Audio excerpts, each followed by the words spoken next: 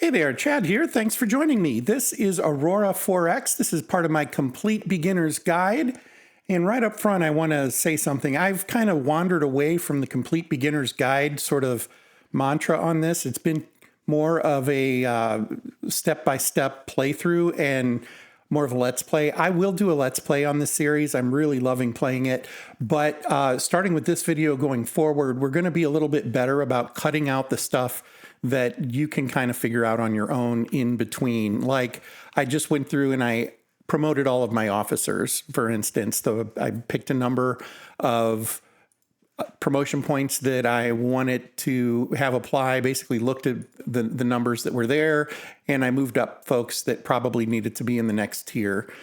That will become more important when you get further into the game, and so I didn't want to waste a bunch of time on that. There was another housekeeping event I did, and I can't remember what that was. What we're going to do today is advance to the point where we have our ships and we start showing how to do ship orders. So that's really the goal. We might do a time jump forward, but there was one thing that came up in a video, and I messed up on what it meant, and I wanted to fix that now. I want to give a shout out to Curtis for catching this and letting me know what it actually is, because I simply didn't know. When you are building research facilities with your industry right here, got them right here, as they finish, you can do like 10, right? And you say create. It'll take time to do it, but as each one finishes, it adds to your research count. And when that happens, the game stops and it says research facility being unused. I can't quite remember the specific language. Maybe if we look in here, we'll see it. I know we've seen it before. It's basically that, research completed. It'll sometimes say that there's one research facility going unused, that sort of thing. And that's because a new one was created and you need to assign it. What you can do, and again, thanks, Curtis, you're saving me a huge headache because I just didn't know. That is what this assign new is for. I thought assign new was maybe supposed to swap the scientist. That's not it at all. Assign new literally means when you click that, you get this little N here. If a new research facility becomes built, it will jump into this queue. Now, I'm not sure if when this item here in CP research, the research rate, so construction and production, when that completes, if those 21 will jump into there or not. I'm not quite clear on that, but ultimately anything that's constructed, this will impact. So we'll actually kind of pay attention to that and see what happens as we approach January of 56. We do have this little period of time here where not a lot of research is going to happen. And actually, I do want to call a timeout on that too. I have tended to use the research as a break point.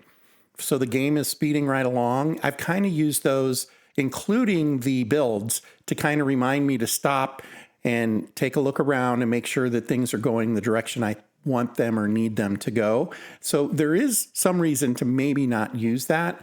But I will say when you start building like 15 at a time and you're just trying to power through something that's 10,000 build points and you've got 4 different projects going on that are all huge, that is super helpful. And yeah, so again, thanks so much, Curtis, for commenting. I pinned that comment on that video so that it's right up there at the top. Hopefully folks noticed that before screaming and yelling that I was completely out of my mind with what I thought was happening there. So, okay, we're going to go ahead and move forward. And I think we will just go ahead and advance and see how fast it moves. But ultimately, the goal is we want to get to where our ships are built. And I'm going to, it looks like those ships were built. Research is completed. And it looks like ships are completed as well. Hopefully that was intentionally timed that way and not just me waiting for something to kick in. I'm pretty sure we're good there. Ship construction, I do want to adjust that so that I know when ships pop up, at least I have some indication that it happened. So we're going to change the text color on these to, let's change it to a light. I'm going to call that a blue. Again, those of you that have followed for a while know that I don't see colors terribly well. So I think that's like a light blue, maybe leaning towards a purple. Man, if it's green, I'm going to feel like a complete idiot. But there we go. That's what I'll do there. And then, so when this is flashing through, if it doesn't automatically stop, I should see that pop up. And I think, if we hit refresh, it it plugs that in there. So it'd be about the same as the research completed. And just call it out if there's a long piece of text here for me to see it. Okay, well, those ships are ready. Research is ready. Let's go look at research. It did not automatically apply those to this. So this button is literally for new research facilities that are built, it looks like. And so that's good. This allows me to still have that breakpoint in there where something completed. Okay, what do I want to do next? In this particular case, what I want to do next is I'm going to bounce through here. A lot of this can wait for quite a while. The one that we do want to hit soonish, but not too soon, is going to be orbital mining. That one becomes kind of important. We've done our defensive systems. We could do the duranium armor. Let's go ahead and do that. We don't need to assign all of the units to him. Actually, he can't even take them all. So let's assign 5. This is a pretty small research effort. Let's go ahead and do that. We'll come in here, direct fire weapons. We can hold off for a little bit yet. Ground combat. We will want to have a couple of small direct fire weapons when we start to colonize other places. There's a reason for that, and we'll talk about it at some point. But for now, we're okay.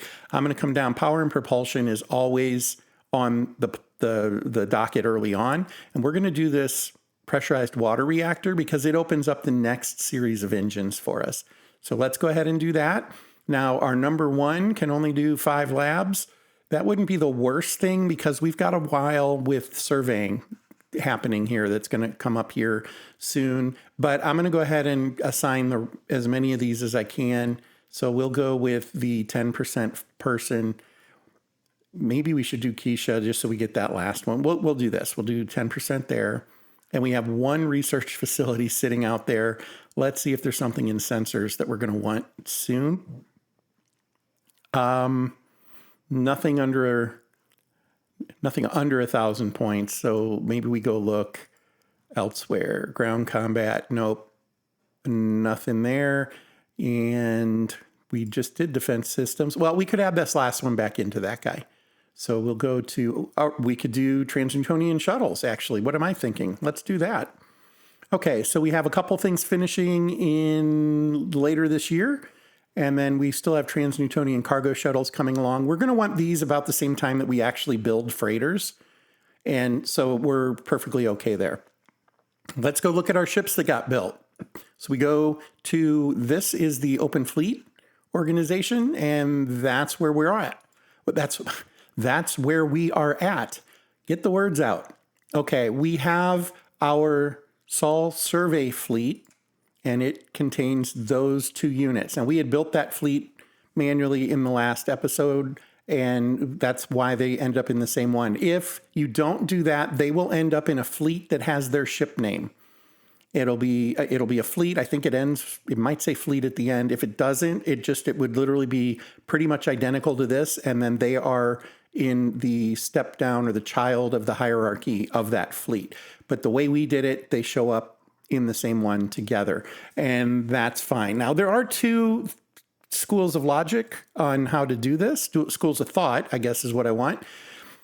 I am going to keep these guys together, and by doing that, they will survey things faster. That's one way you can do it. If they're in the same fleet like this, that's how it'll work. The other thing we can do is we could break this into task forces and have a second fleet and have them each doing their own thing. So basically one does, I mean, it decides. You don't pick them necessarily. You can, I suppose, but we don't necessarily want to do that on all these.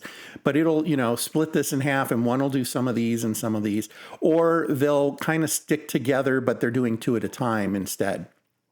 The amount of time it takes to survey them is a factor. It takes a little bit of time. That's why we put 2 sensors, geological survey sensors on each ship, because it doubles the speed that they do the work.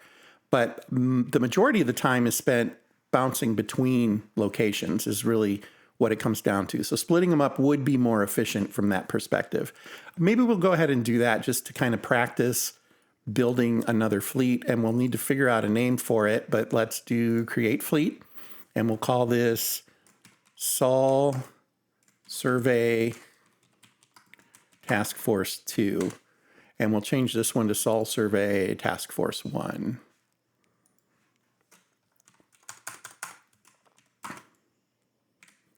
just like that. We'll just move the O2 ship down into the O2.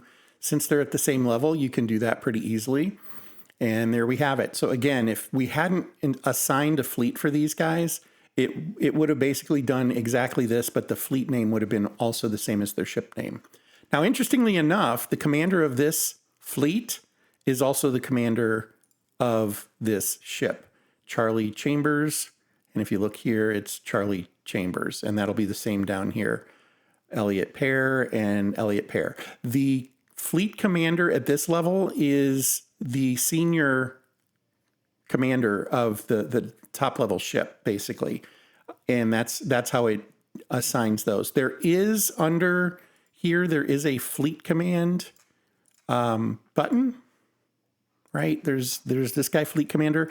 I believe that associates more with like when you have flagships and things like that. I'm not 100% sure. I haven't activated this yet to know how that's working. So don't worry about that too much, but do know you don't assign that at this level this early in the game. Okay, we have our task forces. Now we want to tell these ships to do something. And this is a good way to start with this. The fact that we're doing 2 of them, we get to demonstrate a couple of other things in here. So the first thing we're going to do is we click on the task force. You do not assign orders to a command. A command is basically structural, and this guy will lend his survey of 20% to the ships below him, basically. This ship has a commander who has 30% survey, and this ship has a commander who has 25% survey. So this one's going to be a little faster, and that's fine. That's going to be fine. It'll just tweak through a few of those just a skosh faster. All right, now to assign orders, you don't assign them to an individual ship, you assign them to the task force, or the fleet. I'm sorry, to the fleet. Their term is fleet. I'm using task force probably a little bit incorrectly here. When you click on the fleet, you get these options here. Ship list tells you all the ships that are in it. Movement orders, that's going to be important, but that's not where we're going to start. We're going to come out here to standing orders. Just as a point of order, there are formation orders, but this is for once you start to get into combat. I have not messed with this yet. Also, if you're using like freighters, you can see what's on the freighters. There's a history of things that occurred on the ship, and there's a miscellaneous that I'm not really even sure how you use that just yet. So we're going to come to standing orders.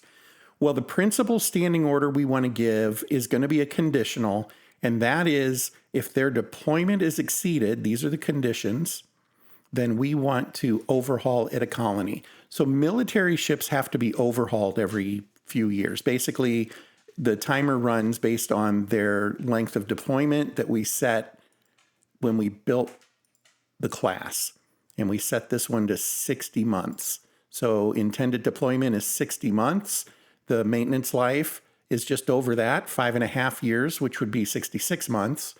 But that isn't a lock. They could have multiple major failures and use all their supply, and then they have a problem. So you do need to pay attention to it. With that said, when this starts to track, what the overhaul is going to do is say, am I at 5 years yet? 60 months? And if so, it needs to be overhauled. And there are some things you can see for that. But ultimately, the first command you're going to want to give is conditional. You're going to want to say overhaul at colony, deployment is exceeded, add conditional. And there we go. Now, what I've experienced is generally I'm running out of the maintenance points. That's what, I think it's maintenance supply point is what MSP stands for. So I do basically the same thing, but I'm going to go to replenish. Now, there's a couple of options here. You can have refuel at colony, refuel from tanker, replenish at colony, replenish from ship. What I've been told is that, and then, resupply being the other one. So replenish basically does a refuel, a resupply, and it also loads weapons if there are any. Replenish does 3 different things, but they also have it broken out where you can do the individuals. We're just going to say replenish when things are at 20% of MSP, add that conditional. And then I also do the same for the fuel. Now, one other point to note, when I read the documentation, at least to me, it looks like it says it only follows 2 conditional orders. I don't know if that's completely accurate anymore. The entry for that is a couple of years old, the one that I saw. In fact, I think it's like 5 years old now. So my thought is maybe that has been updated. It certainly doesn't limit it. It allows you to put in more than two. And also it may have been that it was the standing orders can only have two. I've gone ahead and been able to put in more than two of the standing orders as opposed to the conditionals as well. So the conditionals get followed when they occur. When this happens, this is what it will do. We can also have just a general standing order, and that's what we're going to do for these survey ships. And that is, we're going to come up here and we're going to say to survey 5 system bodies. Now, you can do, there's a 30 system bodies. Okay, and then a couple of other things. SV, it's survey, and it tells you what it's going to survey. This, the S, that means it's things in this system is what it's talking about. That's what that's going to mean. Early on, we don't need to worry about that. Just know that the S has to do with we're in this specific system. Asteroids, pretty straightforward. We can survey asteroids. Body, I believe a body is anything that is a moon, planet, comet, asteroid. So the big ones. And so basically the same as system bodies. I'm not sure if there is a difference. The other thing is body might, if we select body, do we get a specific? We don't. Okay. I'm not sure why it distinguishes between system body and body. I'm going to select system bodies because that's what works for me. You can also do 30. I choose not to do that because what I have seen is when you're getting closer to the end of your deployment, it starts to get weird messages constantly that you've got all these things that you're still trying to do. And this is basically how many it will load up each time it starts to do movement orders. So we're just going to tell it to load up 5 at a time. We'll do that. And we could also do this system bodies and locations. Locations include survey locations. We can't do those. You have to have gravitational sensors for that. We don't have those researched yet. So we're just going to do 5 system bodies. And then we're going to come down here and say standing order, add standing. And now we have a standing order that it is going to attempt to scan or survey 5 system bodies. That's what it's going to do every time. It's going to load up these. When we fire it off the first time, we'll be able to see it. It will load orders into movement. It'll pick 5 bodies that it's going to track down, and that's what it will do. When those orders disappear, it'll come over here and say, do I have standing orders? I do. Go look for 5 more. Once everything has been explored, then it will start telling you it can't fulfill the order. I think that is what I normally do. Let's do this for Task Force 1. We'll set it this way. Also, let's do a create template. And all that's going to do is copy this. It gives us a save point for those things. We're going to call this standard survey.